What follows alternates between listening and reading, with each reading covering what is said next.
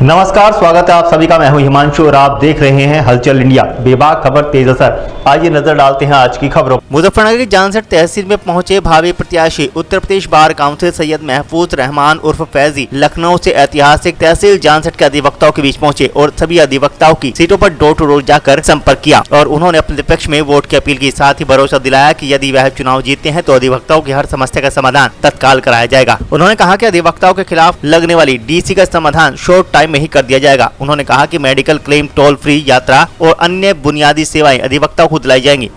पश्चिम में high court bench स्थापना के प्रश्न पर उन्होंने कहा कि पश्चिम में हाई कोर्ट बेंच की मांग जायज मांग है। पीड़ितों और वादकारी को शीघ्र सुलभ न्याय मिले, इसके लिए वह पक्षधर हैं। उन्होंने कहा कि वह पश्चिम के हर अधिवक्ताओं के साथ पूरे प्रदेश के अधिवक्ताओं के साथ कंधे से कंधा मिलाकर चलेंगे। एडवोकेट प्रोटेक्शन एक्ट के लिए उन्होंने पुरजोर मांग उठाई। न्यायालय अवमानना पर उन्होंने कहा कि सभी अधिवक्ता एकजुट होकर हड़ताल के माध्यम से अपनी बात शासन प्रशासन तक पहुँचाते हैं और यह उनका संवैधानिक अधिकार है। अधिवक्ताओं की जायज हड़ताल पर अवमानना गलत है। इस विषय पर जानसठ तहसील के सभी अधिवक्ताओं ने उनका स्वागत किया और उनके साथ कंधे से कंधा मिलाकर चलने का आश्वासन दिया। मेरा नाम सैयद महफूजुर रहमान उर्फ फैजी है। मैं लखनऊ हाई कोर्ट में वकालत करता हूँ।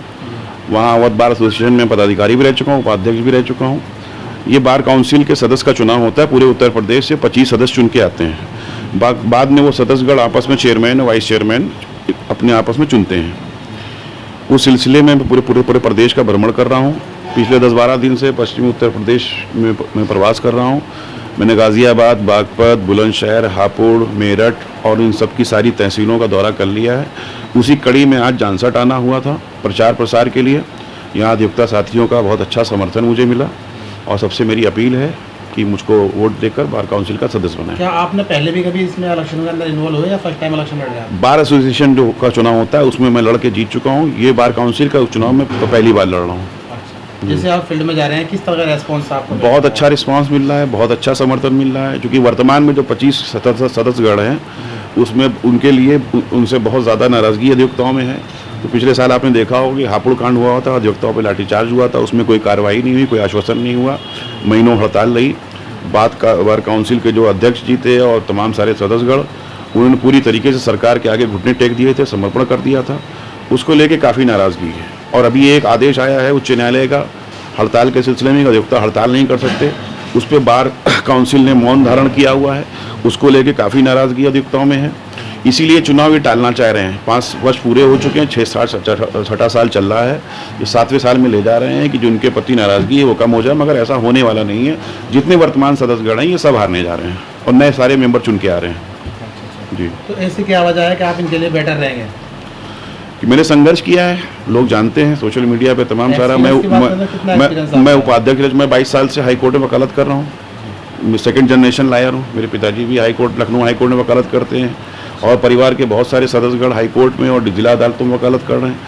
मैं बार में मैंने काम किया है तो लोग वो देखते हैं। इसलिए बहुत अच्छा समर्थन मिल रहा है और जीतेंगे चुनाव।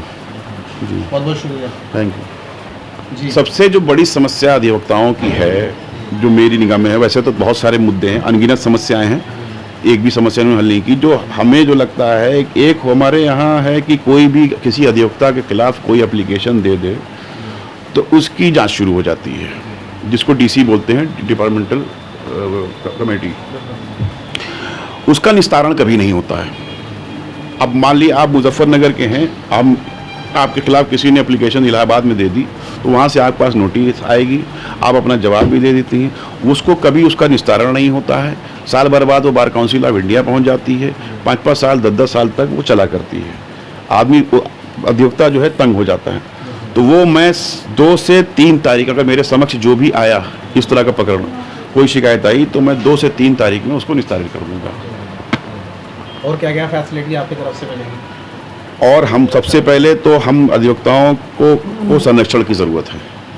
सर्वप्रथम पिछले साल एक झुंझुना पकड़ा दिया था सरकार ने, जो हापुड़ कांड हुआ था, कि हम एडवोकेट प्रोटेक्शन एक्ट की कमेटी बना दी। हमारी पहली मांग जो सरकार से रहेगी, कोई भी सरकार हो, जब चुनाव जीतेंगे हम एडवोकेट प्रोटेक्शन एक्ट को लागू करवा के रहेंगे अधिवक्ताओं के लिए, ताकि अधिवक्ताओं के विरुद्ध अगर कोई अपराध होता है तो उसके लिए अलग से कानून बने, जैसे बाकी डॉक्टर्स के लिए और तमाम सारे लोगों के लिए बना हुआ है। एडवोकेट प्रोटेक्शन एक्ट हम लागू करा के रहेंगे और जो अधिवक्ताओं के लिए शिकायत आती है उसका 2 से 3 महीने के अंदर मैं निस्तारण करूँगा। वक्त हो चला है आपसे विदा लेने का। कल फिर होंगे हाजिर कुछ नई और ताज़ा खबरों के साथ। तब तक के लिए दीजिए हमें इजाजत। नमस्कार। हमारे YouTube और Facebook चैनल को फॉलो और सब्सक्राइब करना ना भूलें।